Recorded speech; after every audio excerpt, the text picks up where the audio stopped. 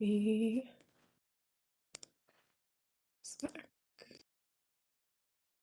Okay. Oh, the date is still wrong. Sorry about that. Good morning, afternoon, evening, depending on where you are. Can everyone hear me and see me okay? Yes, you're fine. Coming through loud and clear.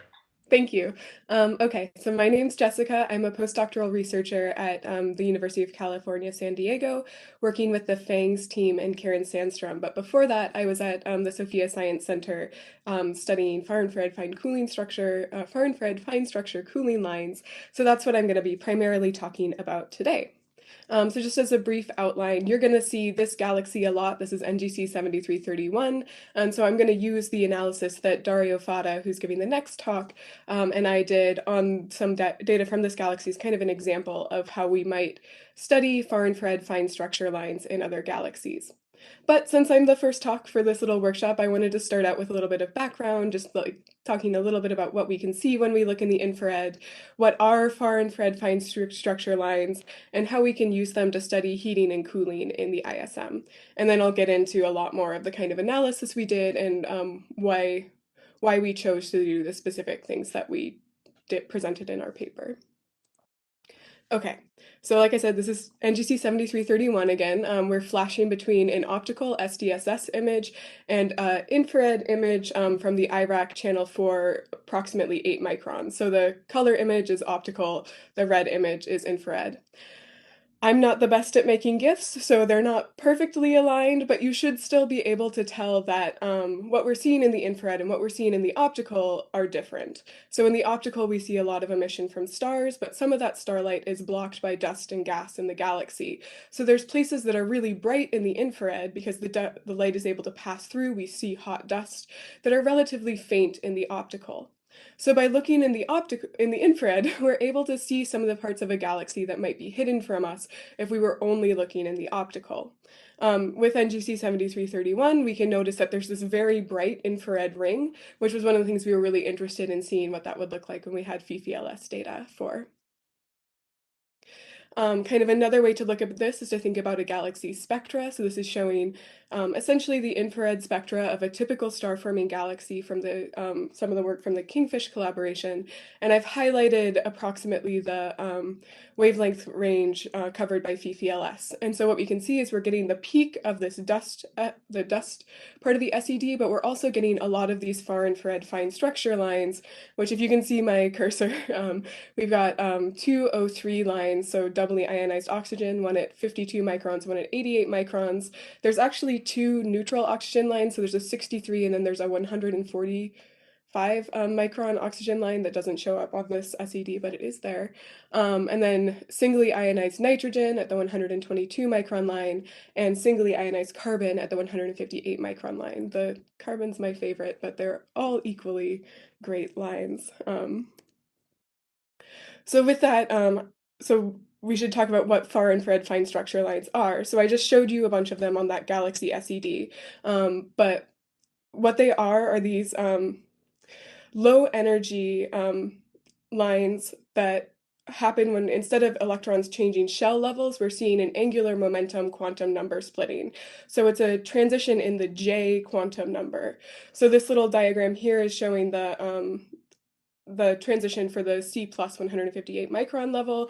We're going from 2p J of 3/2 to J of 1/2. So again, you can see that in this figure as well. These lines are really good for cooling because they're low energy transition, so their wavelengths is in the far infrared, which means they can carry energy out of the ISM without reabsorption by dust or gas within the ISM. And they have low Einstein A coefficients, which means they're primarily collisionally excited.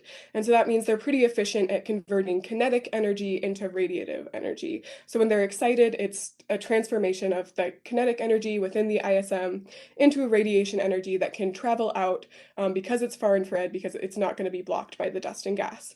And this allows for these lines to be really efficient at cooling down the ISM, taking energy within PDR's H2 regions and radiating it out. And so this is another way of kind of showing this. This is slightly old plot, but still good model for this, where we're seeing the cooling and the heating curves as a function of density. So density on the x-axis, and then the cooling, the different cooling channels are shown as solid lines, and heating channels are shown as dashed lines. So we can see that the C2 line, so that line at 158 microns, is the primary cooling channel for really a wide range of densities. And then the O1 line, which is the fine structure line at 63 microns, is also going to be the primary cooling channel, or like equal to carbon, as a cooling channel for some lower density, very hot regions. We can also see in this figure that the primary heating source for most of these densities is going to be photoelectric heating. So this is when we have electrons being ejected from either small dust grains or from neutral hydrogen. So by tracing emission from these far-infrared fine structure lines, we can understand how energy is being transported throughout the ISM. And by comparing the emission from fine structure lines to tracers of heating, we can get a really good idea of how efficiently the ISM is heating up and cooling down. And this can tell us a lot about energy flow within a galaxy, and also kind of give us an idea of whether or not it's possible for future star formation to happen. Ratios of the far infrared fine structure lines can also, as we can see here, they're kind of dependent on density, so they can give us an idea of what's happening in terms of density, ionization, or interstellar radiation field, and other properties of PDRs within the ISM. So they're really useful for tracing what's happening within your ISM. So just as another way to show this, I really like this video made by Dr. Rodrigo Herrera Camus, which shows kind of a cartoon model of the ISM where we have O and B stars heating up the gas, photoejecting electrons. That adds kinetic energy, increases the temperature of the ISM, and then fine structure lines cool the ISM by radiating that away. And what this means is that it gives us an idea that these fine structure lines might also be related to the number of young stars. So if young stars are heating up your ISM and far infrared fine structure lines are cooling it down, we would expect, if we have kind of a balanced energy ISM, heating and cooling are in proportion to each other, we would expect the cooling lines to directly trace the amount of young stars. So these lines have also been proposed as a way to trace star formation rate in galaxies in both the near and far at high redshift universe. So they're really useful tracers of what's happening in your galaxy, and because they're in the far infrared, we don't have to worry about dust attenuation. So with that, that was kind of a very brief introduction to far infrared fine structure cooling lines. I'm going to kind of switch gears now and focus in on the C plus 158 micron lines, but I will pause really quickly if anyone has any preliminary questions.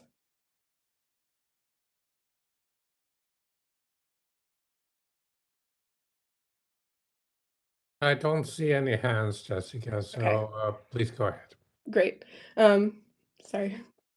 So like I said, my favorite line is the C plus 158 micron line, and I'm going to kind of use our analysis of this image here. So this is the C plus 158 micron emission from NGC 7331, taken with FIFI-LS. So how we analyze this data to understand what's going on within this galaxy and what this line is tracing. So why is C plus my favorite emission line? So C plus is often the brightest observed emission line in star-forming galaxies. So observed there is italicized because it might not be intrinsically the brightest. If we could see all of the H alpha light, it would be brighter, but H alpha is an optical emission line, so it's being blocked by dust in the galaxy, so we see only part of the H alpha emission from a galaxy. C plus is in the far infrared, so we can see all of it. We don't have to worry about attenuation, so it becomes very bright and often even brighter than H alpha. It's also very bright because carbon has a pretty low ionization potential, so just 11.3 electron volts, which means that that singly ionized carbon that produces the C plus line is going to be the primary form of carbon in multiple phases of the ISM. So there's a lot of singly ionized carbon that can produce this C plus line within our ISM in both phases of the ISM that are neutral and phases of the ISM that are ionized, and even phases of the ISM that are molecular. Um, because it's so bright, about 1% of the total infrared luminosity, it's detectable in both local star-forming galaxies and in the high redshift universe. So this figure here is showing two approximately redshift 7 detections of the C plus line. With new surveys like Alpine and Rebels, we're getting detection multiple, like hundreds, maybe just hundreds, but like many, many detections of C plus in galaxies at redshift of 4 to 9. So if we understand how C plus is tracing what's happening inside of a galaxy, we could use it as a tool for studying galactic evolution across cosmic time. Unfortunately, there's a few problems with this. The first one I like to call the C plus hammer, and this is that C plus has kind of been proposed to trace pretty much everything. So this, one of the most common uses for C plus is as a tracer of star formation rate. This graph here is showing some work by Dr. Rodrigo Herrera-Camus, where he showed that the C plus surface brightness traces the star formation rate surface density fairly well as long as you're focusing on normal star-forming galaxies. There's been other work that has proposed C plus as a tracer of CO dark molecular gas. There's been some folks who've suggested that C plus might trace atomic gas, because about 50% of the C plus is coming from atomic, not molecular gas. C plus has been used as a tracer of gas dynamics, especially in the high redshift universe, and C plus has also been proposed as a tracer of shock heating. So what you might notice here is that I've said that C plus is tracing both star formation heating and shock heating, and that C plus is tracing CO dark molecular gas, and C plus is tracing atomic gas. And if we're using C plus to trace all of those things, we're going to end up with a problem. And this is what I call the C plus hammer, because if there's kind of this saying that if you have a hammer, everything looks like a nail. So we have this C plus hammer, and we're trying to use it to measure everything within a galaxy. And if we do that, there's going to be cases where we end up making mistakes because C plus can't trace everything. So we need to work to analyze what it's actually tracing, where C plus is enhanced, where it's deficit, and what that tells us about what's happening in a galaxy if we want to use those high redshift detections to really understand what's going on across how galaxies are changing across cosmic time. The other big problem or unanswered question with C plus is the effect known as the C plus deficit. And that's what's shown here in this really nice figure from the Smith 2017 paper, where we can see the ratio of C plus to infrared light decreases as a function of star formation density. And so infrared light primarily is often used as a tracer of heating within a galaxy. And I already told you that C plus traces cooling. So if we had a nice energy balanced galaxy, we would expect our ratio of C plus to infrared to remain relatively constant, regardless of how quickly you were forming stars. We can see that's not the case. As we go to more actively star-forming galaxies, we get less C plus in proportion to our infrared light. So there seems to be less cooling from C plus in proportion to the infrared heating. So understanding this effect is really important, especially for those people who want to use C plus to measure star formation rate, because infrared, we know infrared traces star formation rate. So if C plus was tracing star formation rate, again, we would expect this line to be flat, and it's not. So understanding what causes this decrease, this proportional decrease in C plus in relation to infrared light as we go to more actively star forming galaxies is really important if we want to use C plus as a tracer of interstellar medium properties.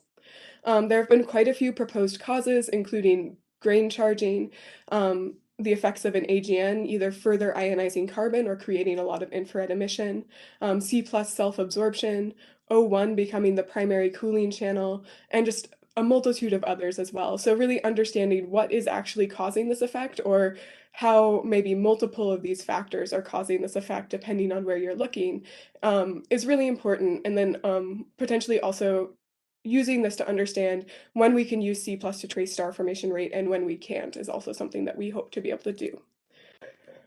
So in order to answer those questions, one of the things we can do is use resolved data. So this is where NGC 7331 comes in, as well as other FIFILS data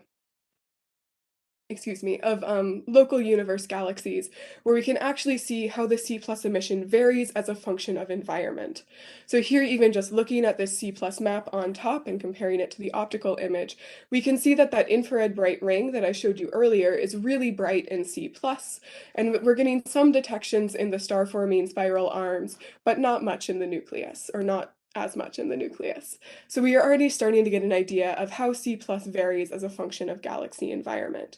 But we can take this further by adding adding ancillary data and doing more analysis of how this C plus emission varies across the disk of NGC 7331. So the first thing we did was we took our ancillary photometry and used SED fitting to really get an idea of what the emission from this galaxy looks like. This is actually an SED fit from NGC 628. I apologize, but it looks very similar to what we did for NGC 7331. So the way SED fitting is spectral energy distribution fitting, and it's where you take a bunch of photometric measurements and then fit a full spectrum across those photometric measurements so you can understand really what's happening in a galaxy, what's producing the radiation we see. We used a code called SIGAL, so you can see SIGAL down here, which stands for Code for Investigating Galaxy Emission, I believe. There are other SED fitting tools. This is just the one I like. And some things to notice, this is the plot it outputs. With SIGAL, you get the total emission from the galaxy in this black line, as well as the emission from stars shown in the blue line, and the emission from dust shown in the red line, and the emission from gas in the green line. So we can use all this data to really understand, we can find the total infrared luminosity by integrating under the infrared part of the spectrum. We can determine dust properties by looking at the modeled dust from this data, from this model. And we can understand how much attenuated starlight there is by comparing the blue curve to what we observe in the black curve. So we can get a lot of data by doing we can get a lot of data from this SED modeling, and we can use that to further determine what's happening within the galaxy when we see a deficit. So these are our SED models for NGC 7331 divided by environment. So we have a bunch of different regions kind of shown in the diffuse ISM or flocculent ISM diffuse disk in green, in the ring in red, in the core in yellow and orange, and then in a few arms shown in kind of blues and purples. And what we can see just looking at the SEDs is that we are getting just genuinely different shapes of our SED when we look at different environments within the galaxy. To make these SEDs, we use Galax, SDSS, 2MASS, IRAC, WISE, PAC, and PAX data. So we have kind of the full FUV to far infrared photometry to do this. Once we have that, we can go through and start to actually get into our analysis to understand where we're seeing the strongest C+ deficits. So the first thing we want to do is just measure the deficit within our galaxy. So this is that C+ over infrared as a function of far infrared surface brightness, which is another way of tracing galaxy activity. In this plot, the gray points are star-forming regions in local star-forming galaxies. The tan diamonds are ultraluminous infrared galaxies from the GOAL survey, and those are global measurements. The kind of maroon-ish diamonds are from the IBAR 2015 paper, which looked at global measurements of C+ in galaxies at approximately a redshift of about 0.2. So that was our like high redshift comparison sample, because there's kind of not much that we could compare to there. And then our data is shown in these kind of multicolored cyan, green, red, and orange, and then also pink circles. So what we can see, first of all, is that we do see a C+ deficit across the regions we included from NGC 7331. There is this decreasing trend. There's also a really nice continuous line going from the local measurements from the Kingfish in gray and NGC 7331 data into the global measurements from GOALS and the IBAR 2015 measurements. So this is telling us that whatever's causing the C+ deficit is happening both in local regions and on global scales. We can also see with this resolved data, we can see that environment matters. So the spiral arms shown in cyan had higher C+ over infrared on average than the core and nucleus and the ring did. So this is telling us that we are seeing some differences in the strength of this proportional strength of the C+ emission depending on your galaxy environment. We could also take our SED fitting and kind of go further. And so this plot is just showing the C+ surface brightness as a function of the amount of attenuated UV emission. So because SIGAL gives us a modeled stellar emission, we can take the modeled observed emission and the modeled stellar emission, and we can see how much light was attenuated or blocked. And this gives us a really good measurement of how much heating is occurring in our ISM. So the UV attenuation is heating from young stars, essentially. And we can see that there's a really nice linear relationship between the C plus surface brightness and the amount of attenuated UV light. And this is telling us that we are in a nice, essentially, cooling to heating balance situation here, although there are some regions that fall higher on this plot and some that fall below this line. We were also able to compare to data from M31 from the Kapala 2017 paper, which is shown as pink stars and has a similar photoelectric heating efficiency as the data from our sample did. Finally, we wanted to start digging into more what's actually causing the C plus deficit, and one of the proposed causes of the C plus deficit is changes in your PAH population. And so this is that grain charging kind of proposal. And so what this is PAHs are polycyclic aromatic hydrocarbons, and they're really small dust grains within the ISM. They produce a lot of the photoejected electrons within PDRs, so changes to your PAHs can change how efficiently the ISM is heated. And if we're changing how efficiently the ISM is heated, then we need less cooling, there's potentially less C plus emission. PAHs produce a lot of emission in the mid-infrared portion of the spectrum, so these kind of chunky emission features here at 7.7 microns and 11.3 microns approximately are both from PAHs. We can then use our SED fitting to get an idea of how these are changing, specifically by focusing on how the SED modeled stars and dust and subtracting that from our IRAC and WISE, IRAC channel 4 and WISE channel 3 band fluxes, which cover these features very nicely. So with that, we were able to test how the C plus over PAH emission varied as a function of PAH charge. The 7.7 to 11.3 micron feature ratio is an indicator of how charged your PAHs were. And we can see that there does seem to be a slight decrease in C plus over PAH as a function of PAH charge. And that again, we are seeing differences as a function of environment. So we're seeing that the ring kind of spans quite a wide range in PAH charge, where the disk is pretty neutral PAHs and the core seems to have more highly charged PAHs. So understanding this, there's still a lot to do here, and I'm really excited because JWST is going to give us a lot of data that can do this really well. So I know this is not, I wanted to just very quickly mention this, but some of the photometric bands from NIRCam and MIRI fall really nicely around some of these PAH emission features, as shown in this kind of modeled spectra here. So we can see the 7.7 micron feature is covered by the MIRI F770 band, and the 11.3 micron feature is covered by the MIRI F1130 band. And we're also now getting data on the 3.3 micron feature that can be used as an indicator of grain size. From the NIRCam bands. So just to show you, this is some of the data that from the FANGS survey, looking at, this is NGC 1566, but this is again showing PAH emission. So this is something that now we can start to compare to some of the FIFLS data, now that we're getting data from JWST, to start to see how C plus over infrared is changing as a function of PAH properties with this more refined tool for measuring PAH properties within the, based on the MIRI and NIRCam fluxes. So this is very, very preliminary work, and I don't have a conclusion for this yet, but looking at 3 galaxies that have either FIFLS or PAX data, we can look at C plus emission over far infrared emission as a function of the 770 to 1130 band ratio. And this again gives us an idea of PAH charge. And so what's interesting is within this data, I'm seeing kind of the opposite effect, where my C plus over infrared is increasing with PAH charge. So I don't have an answer to why this is happening yet. That's why that work in progress sign is up right here. But I'm excited to continue looking into this and getting an idea of how C plus is changing with our PAH properties. And it's just to say that as you do analysis of far infrared fine structure lines, comparing to JWST data is really exciting, even if our resolutions are different.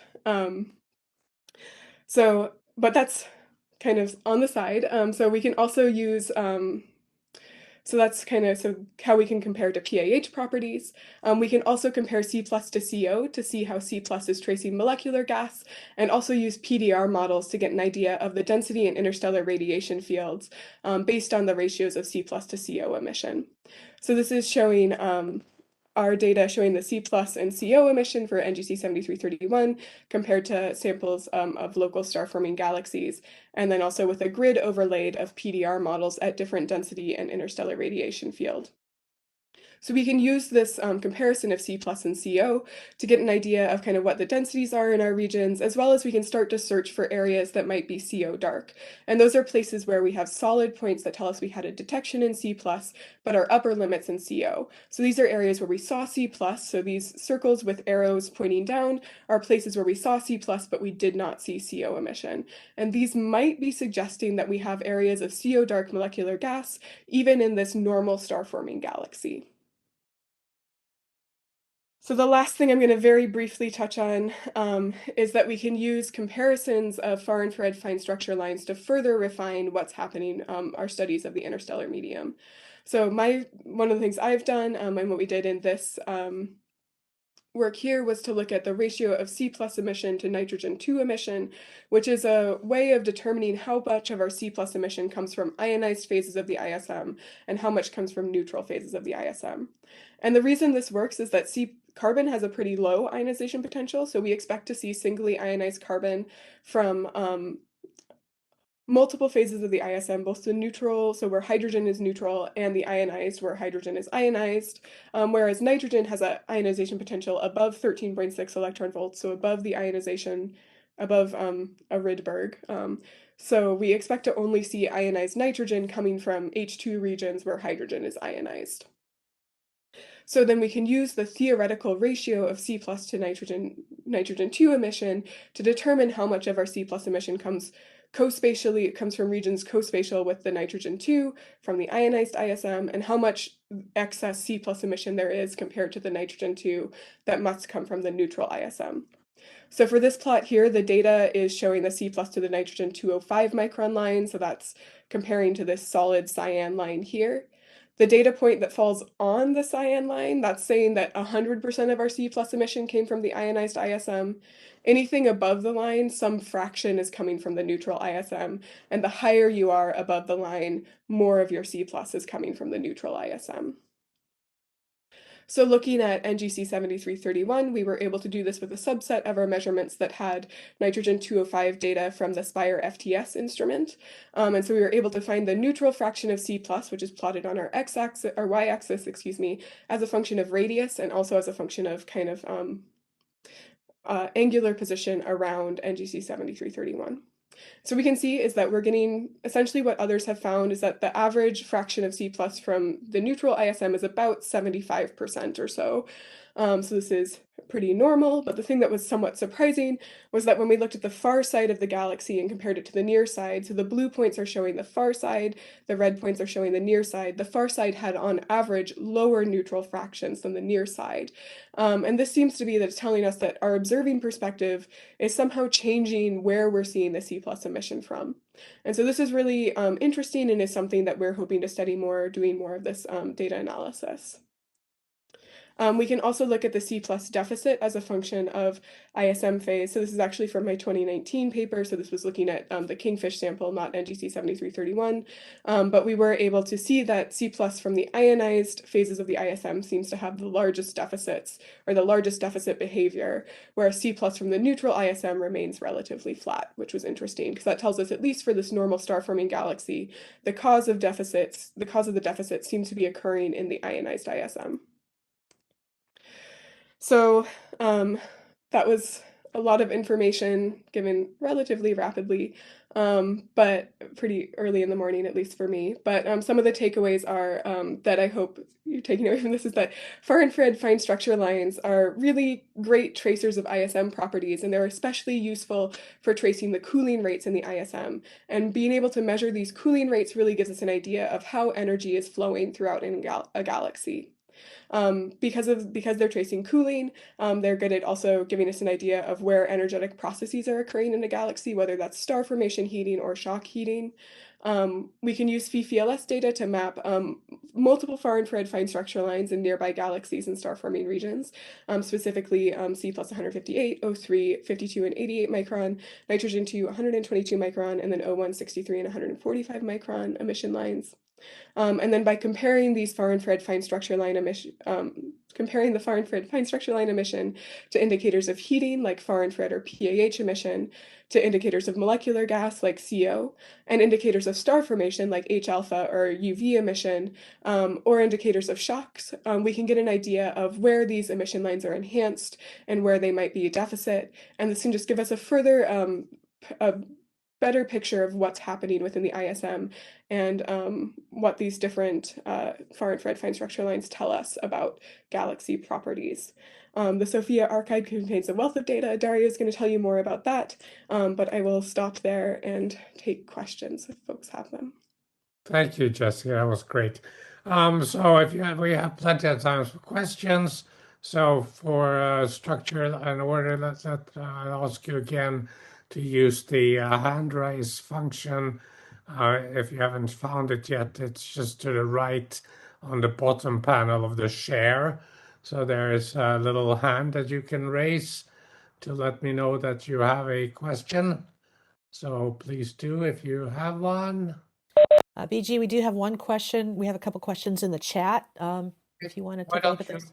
why Or do you want me don't you read a question in the chat to start Sure. with? Yeah, so the first one is from Melissa, and it says, planetary scientist here, not astronomer. Why are the 10 micron bands considered PAHs and not silicates? So this is something that we're still, so the 10 micron band we specifically try not to use for PAH. So the F1000 we don't use for PAHs, but the F1130 is a little bit narrower and seems fairly focused, centered on the 11.3 micron feature. We are still doing work to try to refine how well it's tracing PAHs and how it might be contaminated by other sources. So this is some work that's being done by Corey Whitcomb and has come out looking at the IRS spectra of from the SING sample that was looking at star forming regions and kind of doing synthetic photometry with the MIRI bands to make sure that what we are looking at is PAHs. And for at least star forming galaxies, we're primarily seeing that those bands are dominated by PAH emission, although this is something that our group is still doing work on and trying to really understand fully. Okay, and then we have another question from Anna. What kind of sources, how strong, are observable with SOFIA in C++? So C plus is pretty bright, which is nice. So, but we're limited to local universe galaxies, I guess. At least that's so. I am a extragalactic person. I do not do Milky Way samples, and I think so we were mostly looking at nearby star forming galaxies when we were doing this kind of work with FIFI-LS. I don't have an exact number though. That might be the top of my head. Sorry. Dario, do you have a number for approximate how many galaxies we have? We have many galaxies, but galaxy observed like extended galaxies, there are not so many, and there were not so many also done with Herschel. So we are, I think, around 15 galaxies which have been observed in very nearby extended galaxies. And I think it's also worthwhile. The most interesting part for doing this kind of study, so studying the environments. Yeah, it's also, I think it's interesting to note that we have the legacy pilot program on the LMC that we did with C++. That would be a very nice data set. We had one more question in the chat. Do you want to read it, Leslie? Yeah, and I apologize if I'm mangling people's names. Surinder says, can you explain again PAH population changes observed using C++? Also, how understanding PAH population changes would help. Yeah, so this is it's a little complicated and I went through this quickly. But so C+, is tracing cooling. So we want to measure indicators of heating. And in PDRs at least, the main form of heating is going to be photoelectric heating. So high energy photons hitting PAHs and photoejecting an electron for the main part or a lot of the photoelectric heating within PDRs is coming from photons ejected from PAHs because PAHs have a very low work function, so it's easy to bump electrons off of them. So it's a lot easier to photo eject an electron from a PAH than it is from a large dust grain. So a lot of the free electrons within photodissociation regions are coming from PAHs, and that just means that a lot of the heating within PDRs, at least, is caused by what the PAHs are doing. So if your PAHs are very highly charged, so if you already have photoejected a lot of electrons from your PAHs, it's harder to photoeject more electrons because if you're very highly charged, you want to hold on to the electrons you have. So if you have really highly charged PAHs, your photoelectric heating efficiency decreases because it's just less likely that it takes higher energy radiation to further photoeject electrons from those PAHs. So changing the properties of the PAHs, either size or charge, can change how efficiently the ISM is being heated, and that could potentially change how much cooling you need and therefore how much C plus emission we would expect to see. So comparing C plus to PAH properties, is interesting for kind of understanding why we see those C plus deficits. If our PAHs are really highly charged, or if there's a lot of very small PAHs, heating may happen less efficiently, and we may see less C plus emissions. So it's one of the proposed causes of the C plus deficit. Okay, and we have another question from Pablo. How does C plus absorption, self and along the line of sight, affect the interpretation of the data in extragalactic sources? Do you take that into consideration? That's a really good question.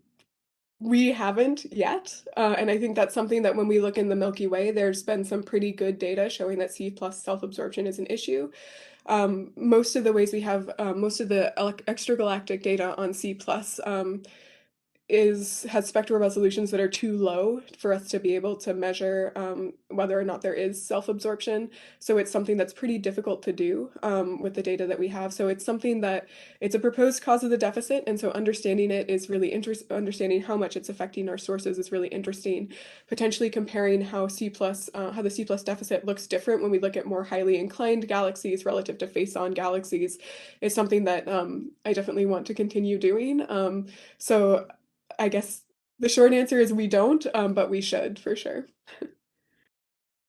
All right, great. Thank you, Jessica. Any further questions? I don't see anything more in the chat. And that was a really good talk and very appropriate.